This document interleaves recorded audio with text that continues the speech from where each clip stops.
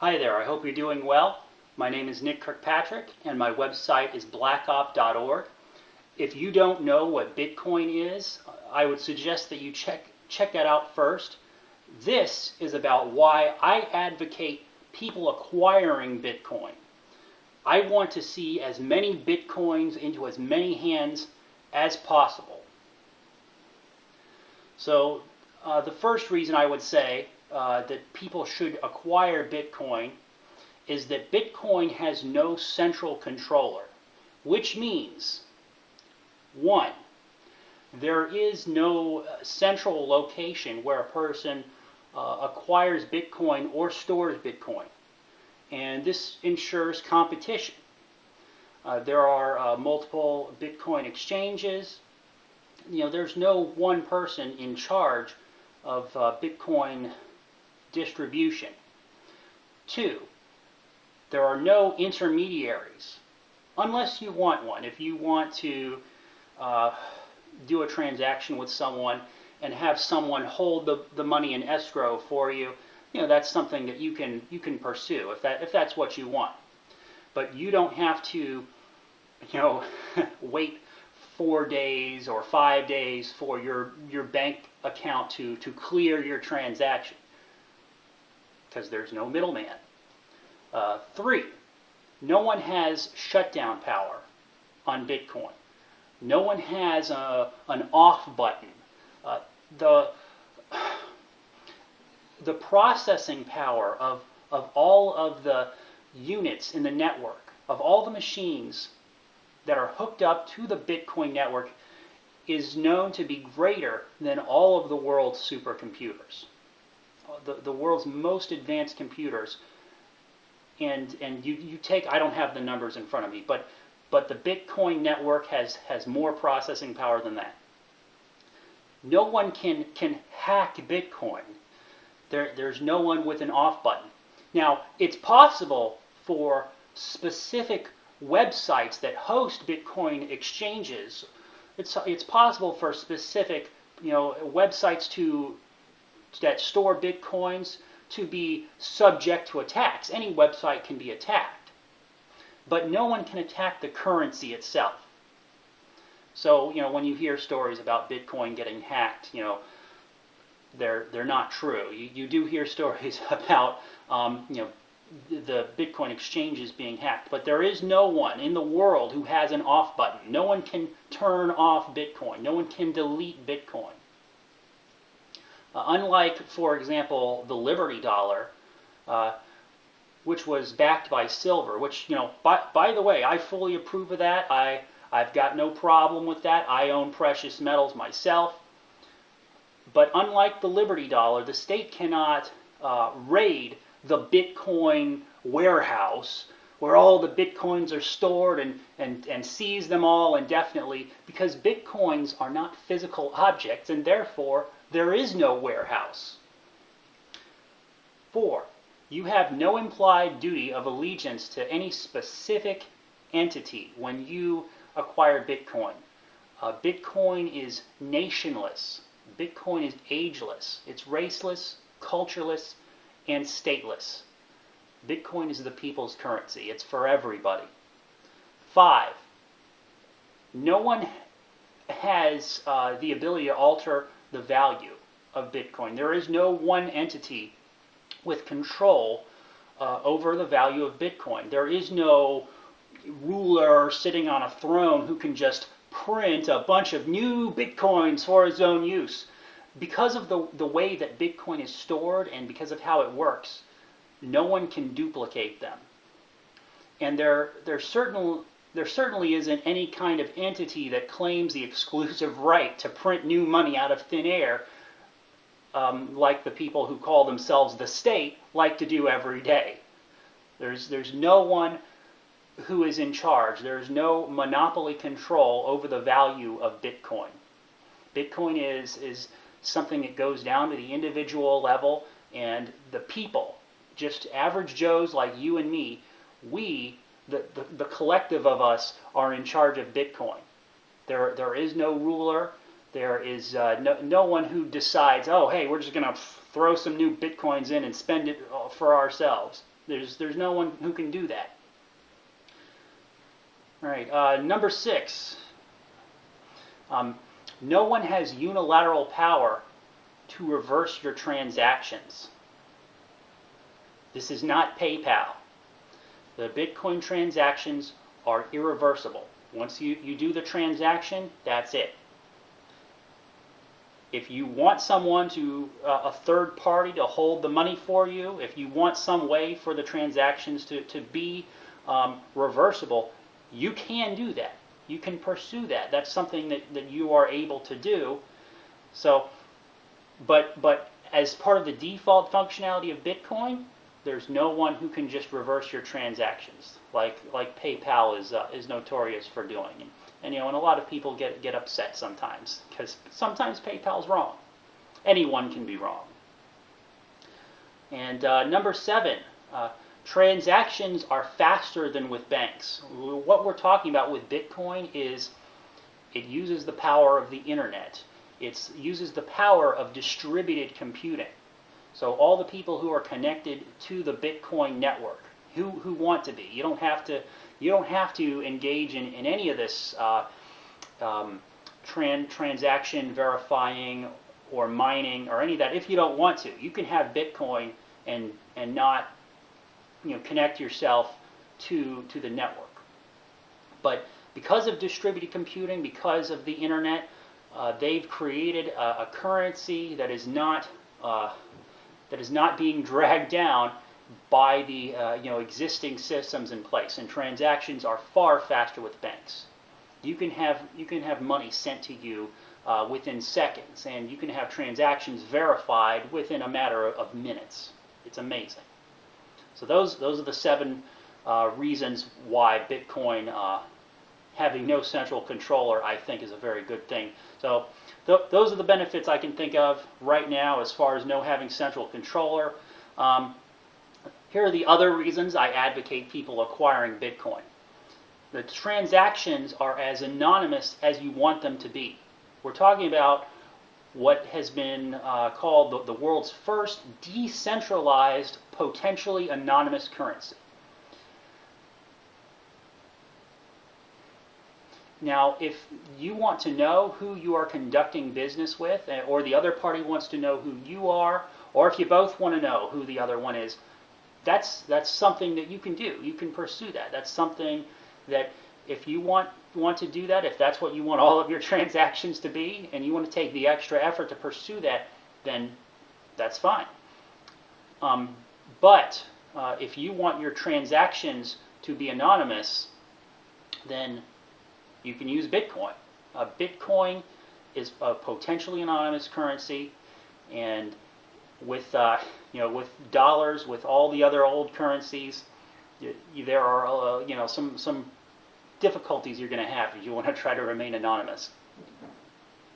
Transaction fees are little or none. In some instances, depending on how you're sending and receiving, you can opt in to pay a small transaction fee to increase the speed of the completion of the transaction, and it's a really small number. It's in some Bitcoin wallets, online wallets, they will just as part of the default account settings, they'll give you a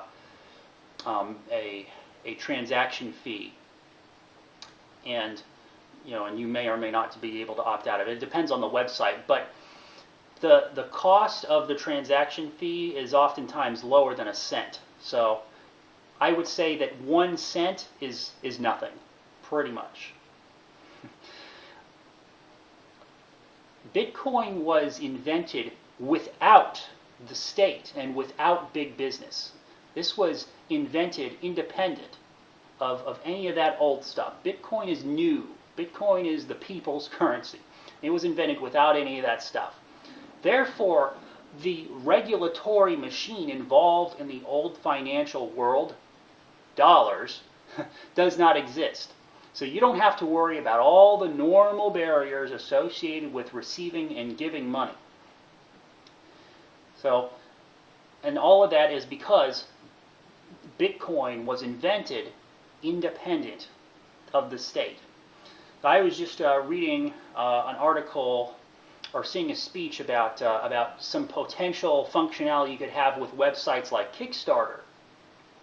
Imagine if Kickstarter, instead of donations, they were called investments. Well, there are some problems with that, and so they call them donations. I mean, with a very large number of investors, you would lose the ability to call the company a privately traded company. You know, you would have to, I suppose you'd have to call that a publicly traded company. And with such small investments, on Kickstarter, when somebody donates to a project, they could be donating $5 or less. It's small amounts of money, and so when you invest really small amounts of money into something, you generally can't do that just because regulation makes that just so hard to do. It's just not worth the time and the effort to comply with all of the laws in the investment world if you're just going to invest a really small amount of money. And just enforcement of contracts and dealing with every single individual, it's just prohibitively expensive. And that's because of all of the laws that the state has set up regarding investment. And so that's why you don't see something like Kickstarter where it's called investments instead of donations. So companies are funded and they operate according to the rules set by the government's legal framework. And unfortunately, laws are very difficult to change, and they're costly to navigate, and they're written by people who are better connected than you and me, and they're people who do not have your interests in mind, and they do not serve you. And with Bitcoin, the potential exists to have investments and engage in things like very, very small investments by large numbers of people, and to be able to get around all of the nonsense, all of the barriers that the state sets up to progress. Bitcoin allows us to steer free of crony capitalism. I just was watching an interview about money transmitting. Did you know that there's an actual established price for handling money? There's a $25 million minimum fee that you have to cough up if you want to transmit money. I was just reading about seeing this interview about a person who was setting up what basically was an ATM company, and he wanted to do it across different countries. And it turns out, just in the United States, that he fell under 4 different kinds of regulatory categories. And I mean, it was just insane, and he had to hire lawyers, and basically the thing went under. There was no way that he could set up a ATM business without this large fee. What it was is that for government mandated insurance, for being a money transmitter, to have the insurance mandated by the government, you have to pay $25 million. This is crony capitalism. What this is the big boys, the ones who are already doing business, the big money transmitters, the establishment. They are colluding with the government to write a bunch of laws to keep you and keep me out of the market. They want to keep new businesses away from popping up. They want to stop the competition, and so they set up silly laws like this, where if you want to be a money transmitter, you have to pay $25 million for insurance that you're only going to pay it because you know what happens if you break laws. And so that brings me to my next reason to to fully endorse the use of Bitcoin is a way of getting around bad laws. Think about a world where resources are not wasted on lawyers and compliance with regulation. Bitcoin makes doing things that are prohibited but shouldn't be much easier, because you don't have to worry about the establishment's financial apparatus getting in your way. You're dealing with peer-to-peer and potentially anonymous decentralized currency. Just think about how much potential Bitcoin has. Because of how it works, we can get around bad laws. And the cat's already out of the bag. There's nothing they can do to suppress Bitcoin. They can do little things here and there to intimidate individual Bitcoin users or individual services or businesses or websites. They can poke around and try to make it hard for us, but no one has the power to shut down Bitcoin. The government or the big businesses that the government acts on behalf of, there's nothing they can do. It's already out there. We get to do things, we have the ability to do things that are prohibited but shouldn't be, and Bitcoin makes that so much easier. A few months ago, I was reading an article about WordPress.com. This was really some heart-touching stuff. WordPress.com, they host blogs. It's basically the best site for that, to host blogs, and they have, you can upgrade to a gold, platinum, super edition or whatever, and you pay. It's free by default, but you can opt in to pay for upgraded service.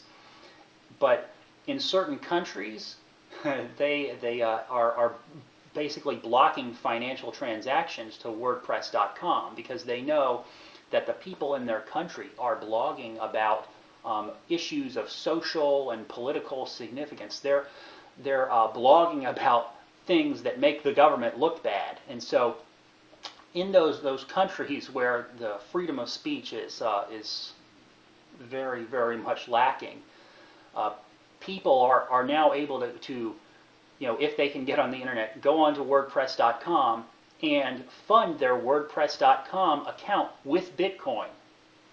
They have added that functionality to their website, and I think that is a great thing. That is a very heroic thing, is they're allowing people in these countries where the government doesn't want them to speak out to post blogs on WordPress.com, and they get to keep their super upgraded WordPress.com account, and they don't have to pay for it in whatever the old traditional currency is that the government is blocking them from using. They're paying for it with Bitcoin, and the government doesn't have the tools to block Bitcoin because it's not part of the existing financial apparatus. It's really an amazing story. Another use of Bitcoin I saw at the Bitcoin 2013 conference about a medical cannabis activist talking about medical marijuana dispensaries in California, where it's a weird situation where I'm sure I've got the details wrong with this, but bear with me. The state of California allows registered, licensed facilities to sell cannabis to be used for medical purposes. But the federal government is not going to allow that, even in the states where the state has said, yes, it's okay, you can do this, you can get yourself a license and give out cannabis to be used for medical purposes. The federal government doesn't want that to happen. And so these dispensaries, they are blocked from having bank accounts. Now, a store, not any kind of retailer of any sort, not being able to have a bank account, that's kind of a problem. And here's how it worked. Just another example of the crony capitalist world we live in today is the federal government just goes to the financial institutions and asks them, oh hey, such and such over there, yeah, they're selling cannabis. Don't let them have a bank account. Yeah, shut that down. So the major financial institutions are not allowing the government the medical cannabis dispensaries to have bank accounts just because the federal government has asked them, hey, don't let them have an account. And so what they have to do is they have to hold cash, and they have to hold lots and lots of cash because they have to pay the growers, and just because it's a place where things are being sold, so it's gonna be a lot of money, and because they're not allowed to have bank accounts, they have to hold cash. And so anytime the cops say, you know what, I would like to, do a raid and get some money for our department. They get to do that every once in a while in California, is they raid the dispensary because they're acting under the color of law with regards to federal law, and they raid the dispensary and they just take the cash. And for all practical purposes, there is no recourse. The cops can just break in and take the cash. And because they don't have the ability to have a bank account, what are you going to do? You have to hold cash. Well, now with Bitcoin, because Bitcoin is independent of the of the financial system endorsed and carried out by the banks and by the government, you get to do transactions in Bitcoin. And so the growers have understood the value in Bitcoin, and so the dispensaries, they acquire Bitcoin and they pay the growers in Bitcoin. And so the fact that the dispensaries are now picking up Bitcoin as a currency has allowed them to get around this problem of getting raided by the cops every once in a while and having their cash stolen from them. And this is very important, especially when you are providing an important product to people, like providing cannabis for medical purposes, and you don't want a bunch of bad people getting in the way. Bitcoin has given people the anonymous transaction power. You can buy things that can save your life potentially, and there's nothing anyone can do about it. I mean, it's cannabis today, but what about drugs that have not been approved by the FDA, and you want to buy them and you don't want to get caught? That is something, hypothetically, you can do. Another thing you can do with Bitcoin is you can gamble. Now, the state, they don't want you to gamble. They want to have a monopoly on gambling. They want to have the power to control the gambling within their borders, but they don't want you to gamble. But now with Bitcoin, the cat's already out of the bag. I can think off the top of my head 3 websites that really, really big websites that offer gambling, and they do it in Bitcoin. And because of the anonymous power of Bitcoin, and because it's not part of the state's system, what are they going to do? They can't shut it down. Bitcoin is an honest currency. This is another one of the things that I like about Bitcoin, is that in the past, governments have been in charge of currency.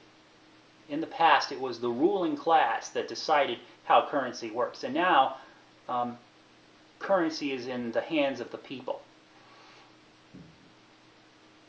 Governments are able to lie about the currency. Like they can claim, for example, when the US dollar was backed by a portion of gold, or they say that they're holding gold, they can lie about that. And even if they get caught, they're not going to get held accountable. And they're able to print new currency indefinitely. They're able to print as much currency as they want without any kind of, criminal consequences to them. Nothing like that. In fact, they can tell you the number of new dollars they put into the economy every month or year or whatever, and they don't have to tell the truth. In fact, they don't even have to tell you. They don't even have to tell you how many new dollars they're putting into the economy every year or month or whatever. Is that, you know, when I say that Bitcoin is an honest currency, it's that I'm comparing it to the old money system, the government's money system.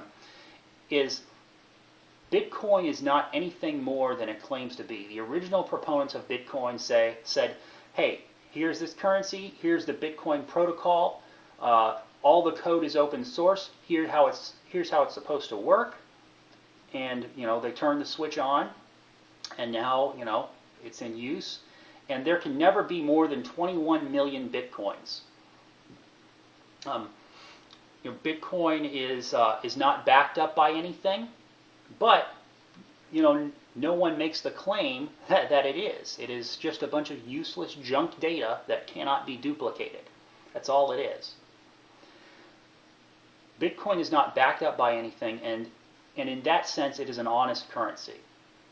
The government can claim that their currency is backed up by something, and they can tell all the lies that they want, and there's pretty much nothing you can do about it. Bitcoin allows we the people to accelerate the creation of a counter economy, getting around bad laws, doing business without permission. You know, you should be allowed to do what you want with your own property, with your own life. And there are, you know, evil people out there who want to get in the way of that. And counter economics has been going on for thousands of years. A counter economy is an economy that exists outside of or in parallel to the economy that is established by the ruling class. So it allows you to do business without asking permission. It allows you to run your business the way that you want to.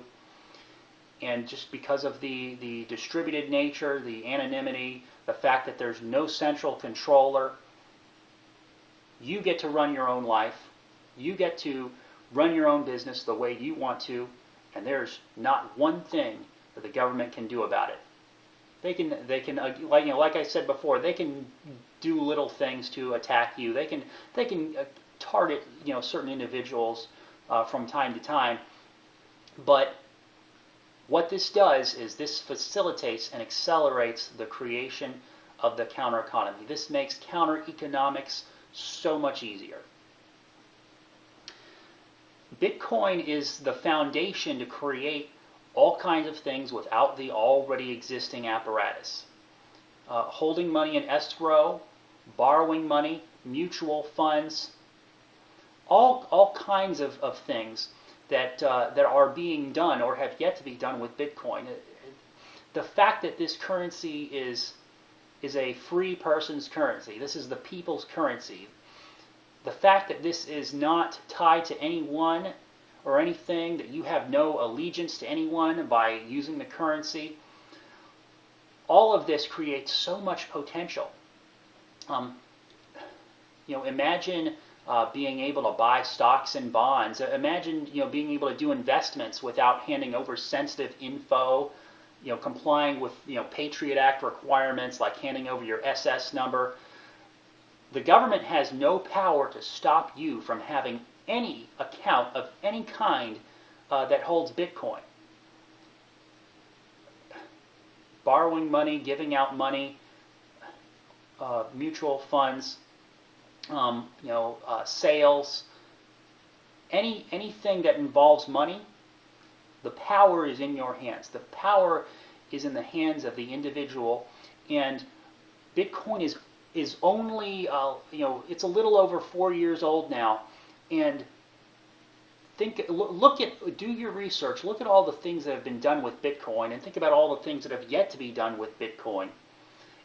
There's so much potential here. It's only getting started.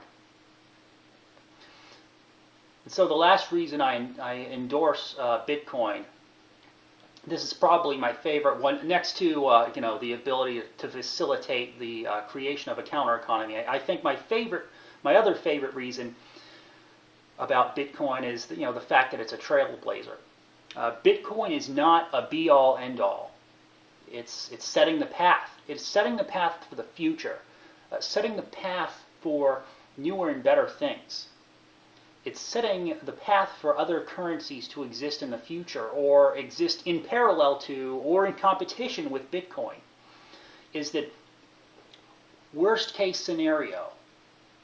Let's say Bitcoin is a flop. I mean, I read about Bitcoin almost every day, so trust me, I've seen all kinds of articles and videos about Bitcoin.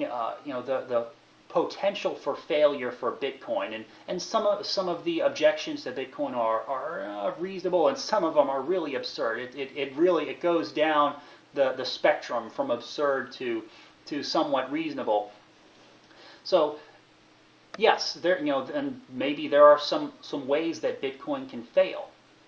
But the great thing about Bitcoin is the world's first decentralized, potentially anonymous digital currency. And what it is it exists as a model for newer things to be made. If there's something that someone's trying to invent or thinking about inventing that's better than Bitcoin, well, look, now they have something they can look at. Now there is a almost 5-year history of this currency, and they can look at it and use that as a model for building something better. Bitcoin has now set an example, and you can beat it, or you can join it, or you can build something better. The possibilities are endless. So, my name's Nick Kirkpatrick. I endorse Bitcoin. I want to see as many Bitcoins in as many hands as possible. Thanks for watching my video. You can find the rest of my videos at blackop.org. Thank you.